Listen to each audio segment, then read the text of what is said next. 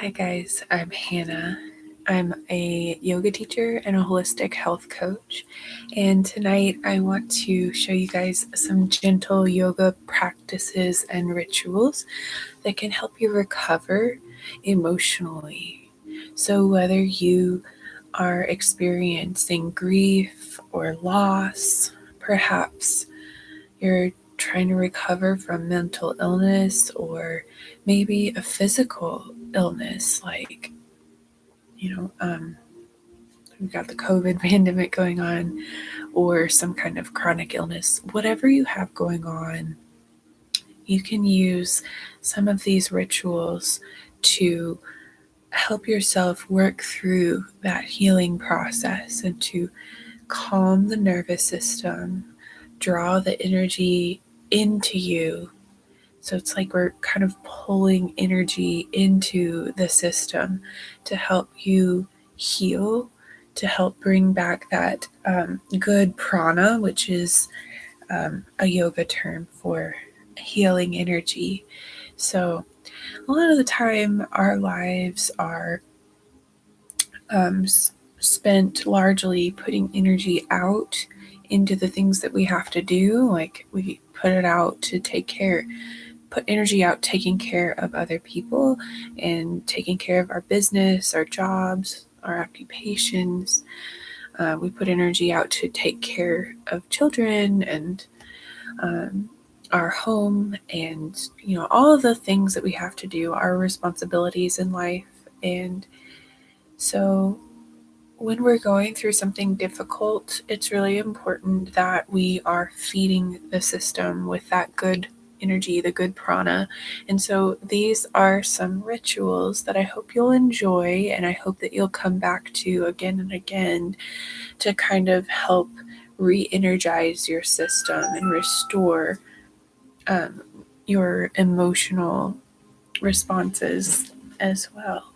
So what I'm going to ask you to do is to lift your hips on a cushion or a block so that you can sit up nice and tall, placing one ankle in front of the other. And if you have a habitual pattern of putting one foot in front of the other, try doing the opposite. This can help to kind of move some energy in a little bit of a different way. So then we're going to think, we're grounding down into the parts of our body that are touching the earth. So our feet, our legs, and our sits bones are all grounding down into the earth. So we're thinking active legs, active core. So those muscles are kind of pressing down into the earth, which is called rooting. And then we rise. So we want the spine to be nice and tall. So we have to engage the core, which are the muscles of the abdomen and the low back, to sit up nice and tall. And something that I heard today from Rolf Gates, he says that when we're in mountain pose, as we lengthen our spine, we open our heart. And I found that that was so profound. So instead, a lot of the times when we experience disappointment or loss or rejection or, some type of hardship or stress, we'll kind of hunch forward and we'll kind of like lose our posture. So if you lift through the spine and open through the chest, you may feel a sensation of opening right here. And something to note about that, when you open through the chest, you're able to breathe a little deeper. You're able to use a little more of your lung capacity. So once you're here, sitting up nice and tall, we'll just begin to take a few deep breaths using the diaphragm to inhale and expand through the belly button and the chest. And as you exhale, using the diaphragm to pull the belly button in, and which presses the air up and out. So 3 more breaths, just like that.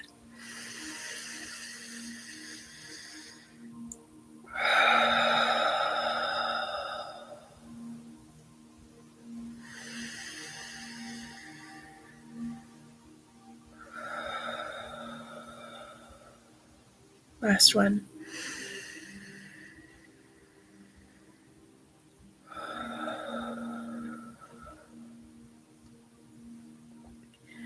And now we'll work towards creating even more opening through the chest and the ribs by arching from side to side. So I'm going to do steeple grip, which is where you interlace the fingers and then you press the first fingers up. So up overhead. And then if you find that your shoulders are lifting up towards your ears, see if you can drop them down. You might feel some tightness or some sensation in the backs of the arms and shoulders. And so that's something that you'll work through as you continue to practice. That just means you have some tension in the back of the shoulders and neck area. So doing this exercise can help to release some of that. So keep your elbows bent if you need to, and then you can also release the grip if you need to. Maybe you have the fingers just interlaced, or you can even press the fingers up or the hands up like that. Whatever you want to do, we're just going to arch from side to side. So inhaling to one side, exhaling back to center.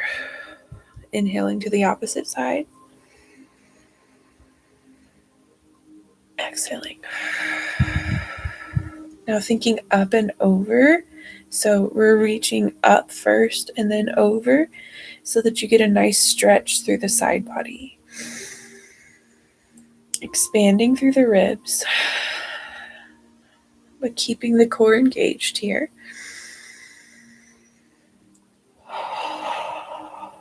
Inhale up. Exhale over.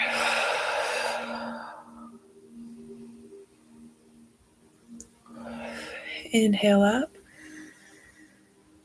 Exhale over.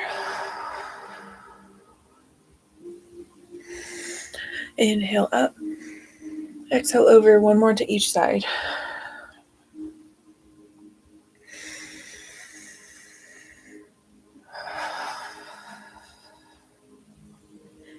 Beautiful. Release the hands. Maybe you shake it out a little.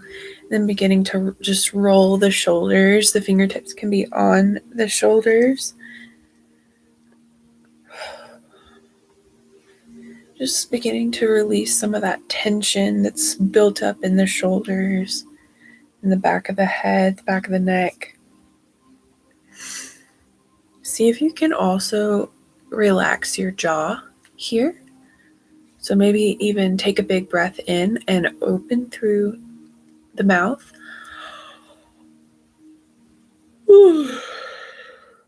Maybe yawn a little. And then coming to center, we'll begin to just kind of move from side to side. So there's a Kundalini practice. I don't really practice much Kundalini, but I do know this one. So there's a Kundalini practice where you vigorously inhale and exhale, and this practice is meant to energize the system. So at nighttime, we don't want to do too much energetic increase, but if you are experiencing depression or something where you have just very low mood and low energy, this little Kundalini exercise can help.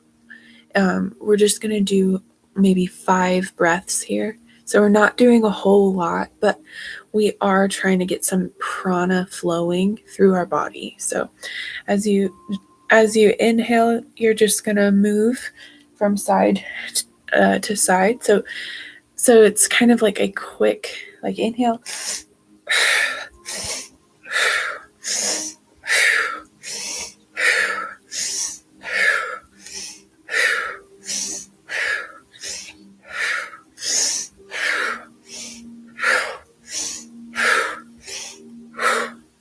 And then exhale.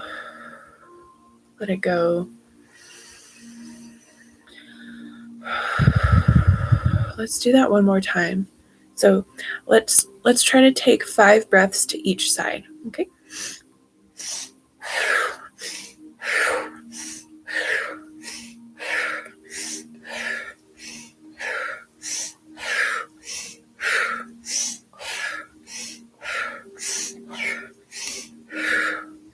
And release. Beautiful. Again, come back to that deep breath here.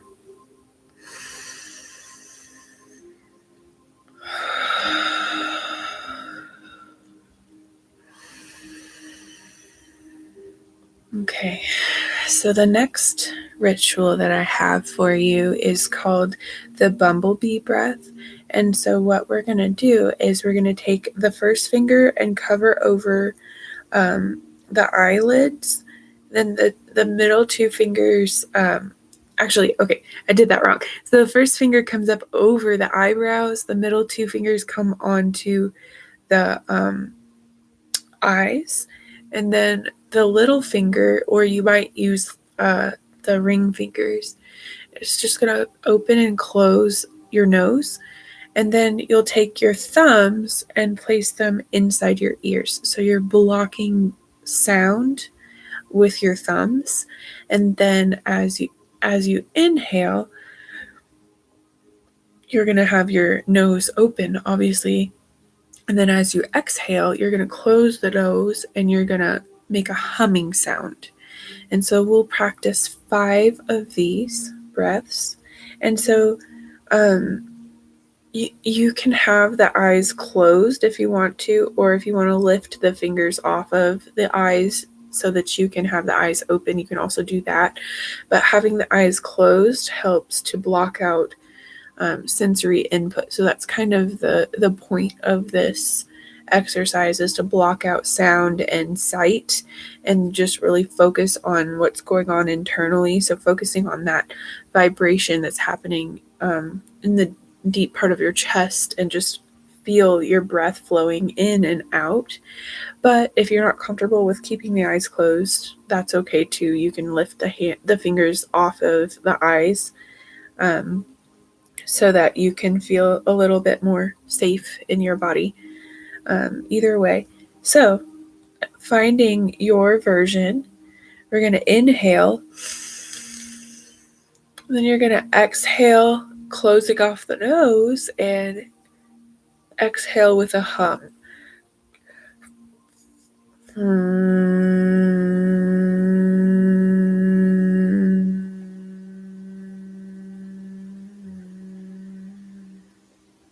Inhale.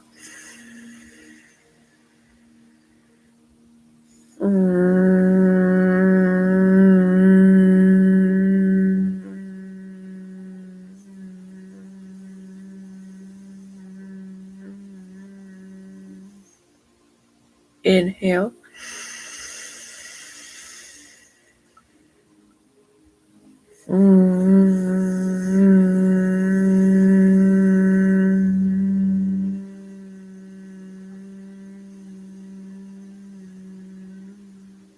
Inhale.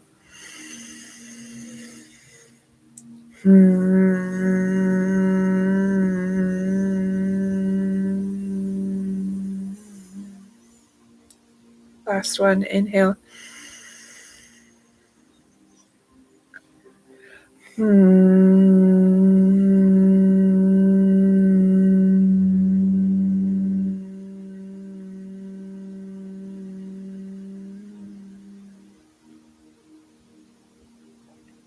Releasing the hands, bringing them to heart center. Take a couple rounds of balanced belly breaths.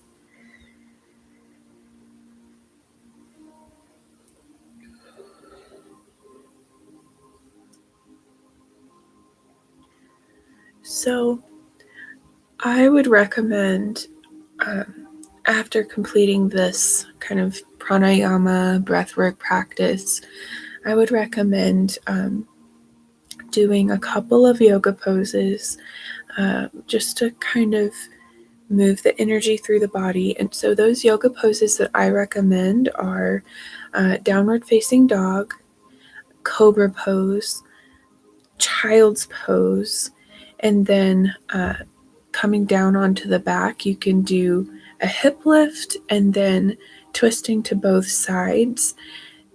So you can do a simple tuck twist, or maybe you do a twist with a variation in the legs, just depending on what you're needing in your body today. You can also do pigeon pose on both sides if you would like to add that too. And then if you feel if you have the time, if you feel ready and able, I would recommend doing an extended Shavasana just to integrate all of this energetic practice that we've just done, and to allow your energy to kind of balance out in your system and allow your mind to kind of absorb your practice and absorb the goodness of the practice. And if you would like, you can also practice some positive affirmations. Those are always good. You can journal those, or there's some great affirmation videos on YouTube, which, I think that might be another project of mine. I might make a affirmations meditation. So, namaste, my friends. Thank you for joining me tonight. I hope that this practice was helpful. I hope that you feel a little bit more balanced and at peace tonight. Hope you sleep well. Namaste. Bye-bye.